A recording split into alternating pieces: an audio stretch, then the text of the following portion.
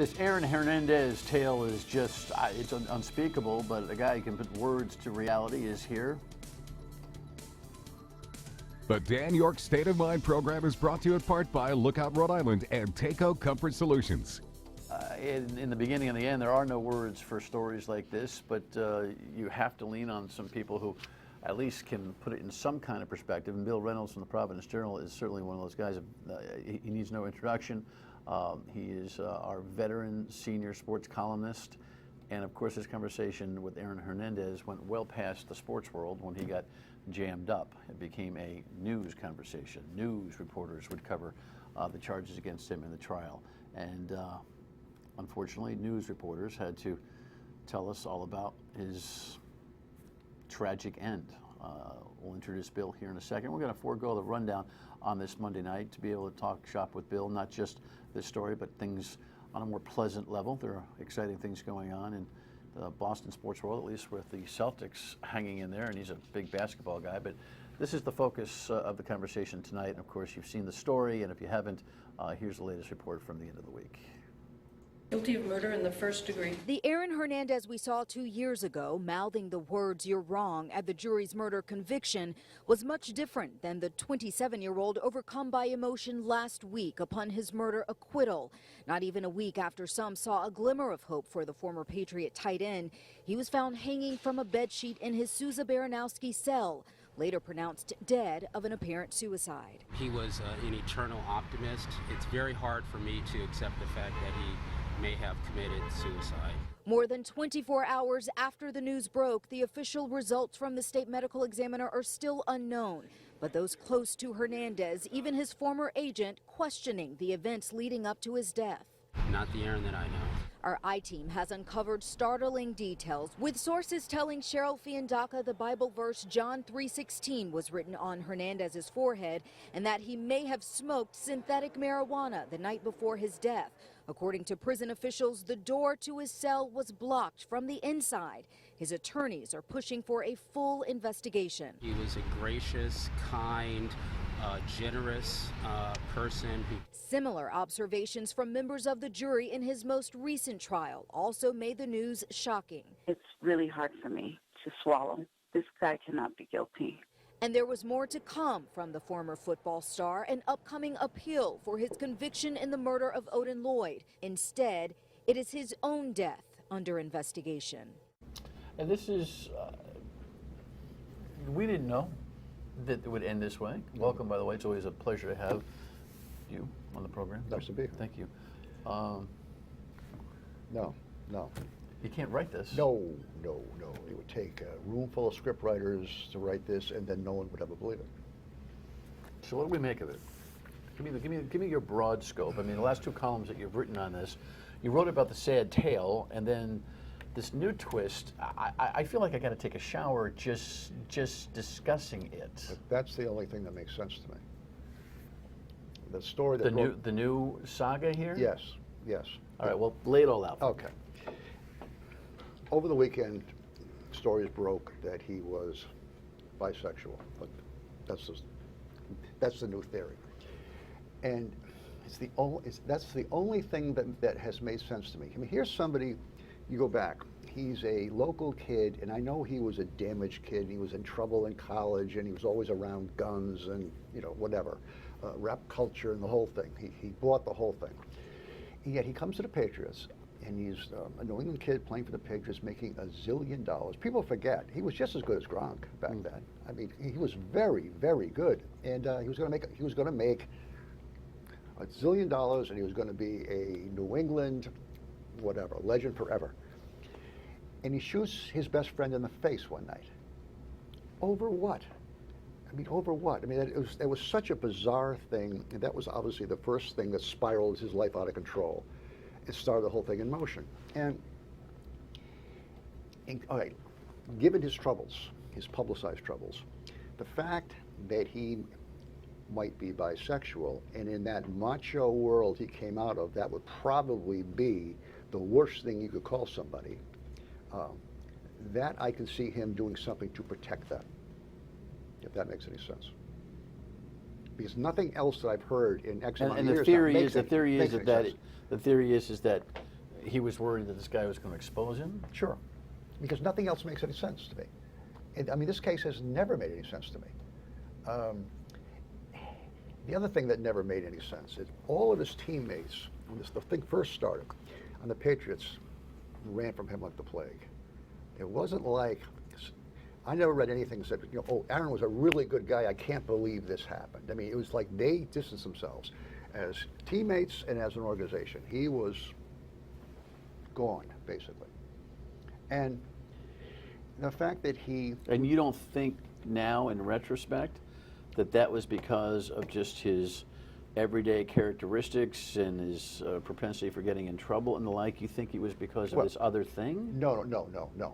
Okay. No. I think that maybe his other being, if he, for the sake of argument, if he were bisexual, that would be something he was trying to protect and trying to hide from the culture he was in, the Patriots, the celebrity, the football star. That's my theory. So when I read it, it's something I said, okay, now, is it true or not? Who the hell knows? But the minute I read that on Saturday morning, that's the first thing that made sense, because nothing to me has made sense in this case. Nothing. The Patriots, right from the beginning, the minute he shot Odin Lloyd, they ran from him. It was like he didn't exist. Right? Well, the very nature of the act. I mean, it's one thing when somebody gets, and I'm not comparing any of these things, but Deflategate was a sports controversy. Somebody gets involved, in a speeding and drug violation. Okay, there are X number of pedestrian, criminal, and/or sports controversial things where you expect a team to rally behind an individual who has been accused of something. Of course. But this is across the line. When you get accused of murder, No, I mean, if Tom Brady, no God doubt. forbid, got accused of murder, they'd run away from him too, No wouldn't doubt. they? Oh, absolutely. Okay, Yeah, so no doubt. But it never made any sense to me why he did that in the first place. He essentially shot his best friend in the face, or one of his best friends, without never any explanation really larger of why he did this. Now, so the whole thing of this kind of this bisexuality thing that was reported over the weekend, at least that puts something into a certain context if it's true. It may not be true, but nothing in the story has rung true to me. I interviewed his brother when he was playing for the Patriots. Aaron was playing for the Patriots. His brother was an assistant coach at Brown.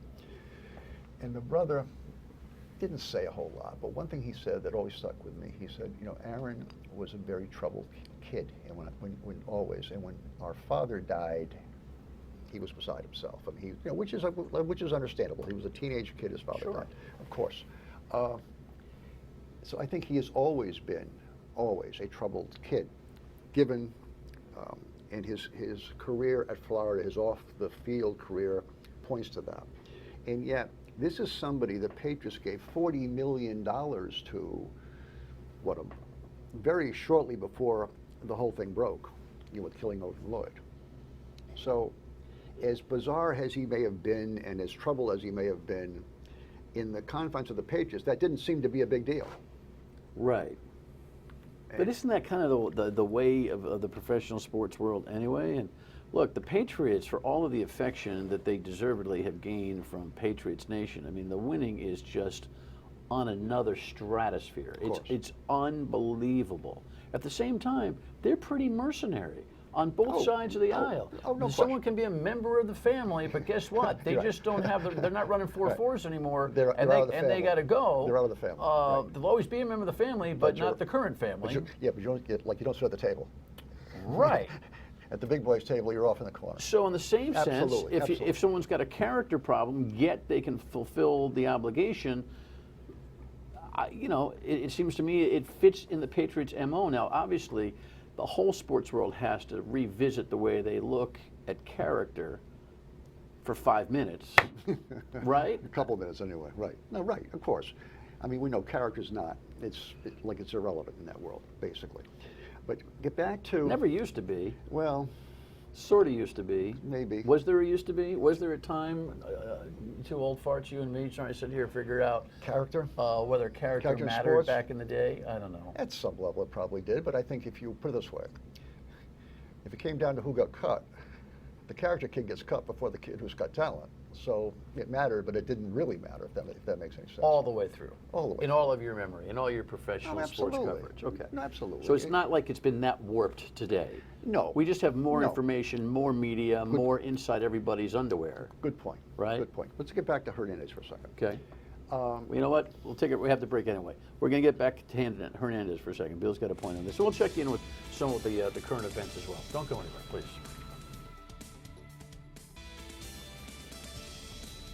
Yeah, this Hernandez story is just seeing caskets moving on this is just unbelievable. Anytime anybody passes, it hits you in the heart and the gut. But you know, I'm not going to feign any kind of incredible emotional discharge on this whole thing. I've been shocked by the story the entire way. It's been a circus act, but when it ends like this, again, you almost feel like you want to take a shower talking about this stuff. But you made a point during the break that these are legitimate news organizations that are following this story because there needs to be some answers. And you wanted to make a point prior to the break.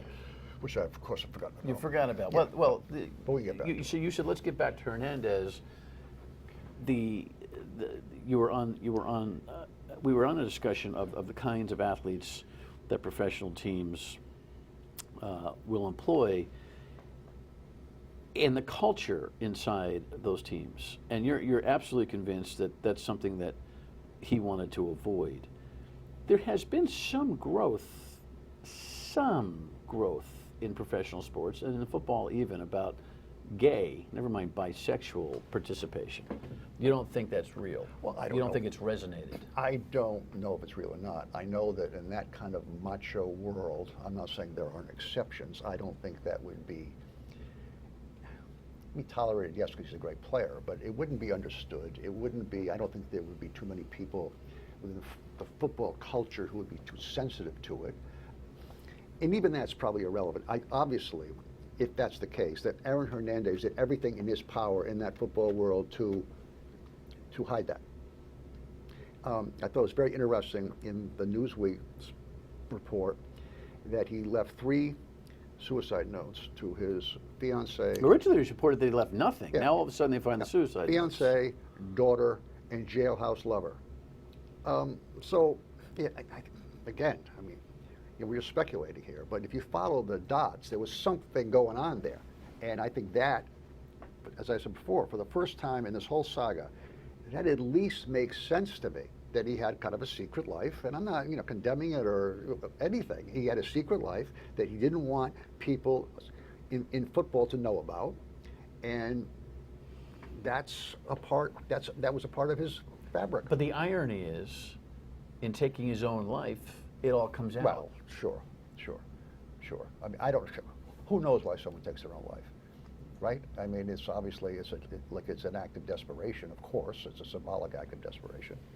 I mean, I know enough about his past. This was a very troubled kid for a long time. Now, again, we don't know what the troubles were, but this kid had shown violence at the University of Florida. He had shown drug abuse at the University of Florida. And those things you could dismiss. He's 20 years old, he's in college, and those things happen and blah, blah, blah. But he brought them to Foxborough with him. And when they finally got rid of him, he still kept his lifestyle up, basically. And Yet he had the family, he had the North Attleboro home, he had the baby. Yeah. He had all that. He had all the trappings, and they didn't work. You see the report that we showed at the top of the show where he's emoting over the, dodging the conviction on the other 2 cases. He was very stoic with the first conviction, but he's very Yes. emotional Yes. here. I wonder if anybody checked with him, just really kind of checked in to his emotional well-being, because there was 2 different Aaron Hernandez at the end of each of those trials. And okay, that's a good point, because my theory, and that's all it is, after reading all the reports of the weekend, there were always 2 different. They've been 2 different Aaron Hernandez for a while now. That's the operating theory. Now, that could be totally nonsense. Well, what's the moral of the story? Is there one, or is it just never going to be a moral to the story? Is there a learning lesson here? Is there something? Is there a takeaway for society, the NFL, the Patriots? That's a great question. Anything? That's a great question. I don't know, but it's certainly. Aaron Hernandez was a troubled kid the day he joined the Patriots. His past tells us that. What happened to him at the University of Florida tells us that. They took a chance on him because he was a great talent. Now, how much when he was under their province did they try and help him out? I have no idea. I've never read that anywhere. I mean, this kid was... And so is the moral of the story that NFL franchises, professional franchises, will spend more time checking on the mental health well-being of their athletes in addition to making sure their limbs are okay? You would think they would do that anyway. I mean, before they draft somebody, you would think they would do that. And I'm sure they do at some level. But if my theory is, somewhat credible, this is someone who lived a kind of a secret life for a long time. And he had the means to cover it up. So there is no answer, and there is no moral to the answer. story. It's like, here's somebody who's married. He's got the family in North Attleboro, the fiance and the kid, and he's going out at midnight and driving to Boston and coming back at 6 in the morning. I mean, this is how he lived. I'm sure other people lived that way too, but this is how he lived. So obviously he was living in a parallel universe. So you say a prayer and you mark it. In your career in Chronicle, I mean, you write about the human side of everybody in sports that you've met. You've looked at the human angle to write an essay about them. The big, the small, the popular, the not so popular. In the end, I mean, I know what you wrote about the sad tale, last week. Now this new thing comes and becomes a revelation. But what's the final postscript on this?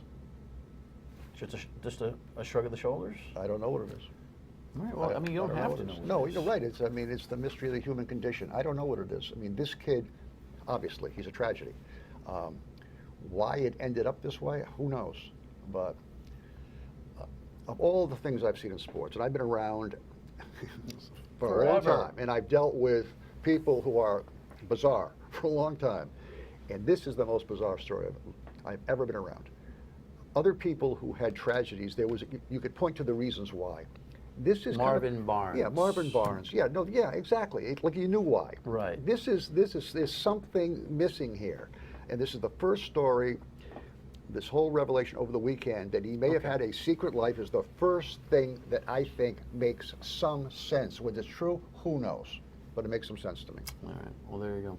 When we come back, at least in the first viewing of the show, the Celtics are still in the hunt.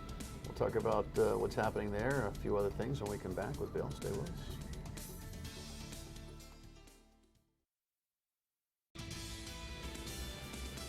The Celtics evening up the series away. Now, of course, there's a good chance that you'll see this program a couple of different times, so forgive the current time frame in which we're offering the commentary. But in general, here's another, Bill, here's another story of the human condition with Isaiah Thomas losing his sister.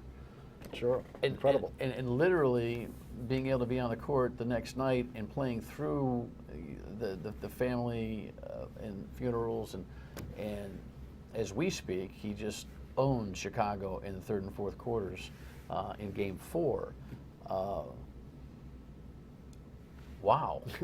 How is he breathing? Never mind this. And with him, it's a bigger wow because he's done it all year long, and he's 5'9" on a good day.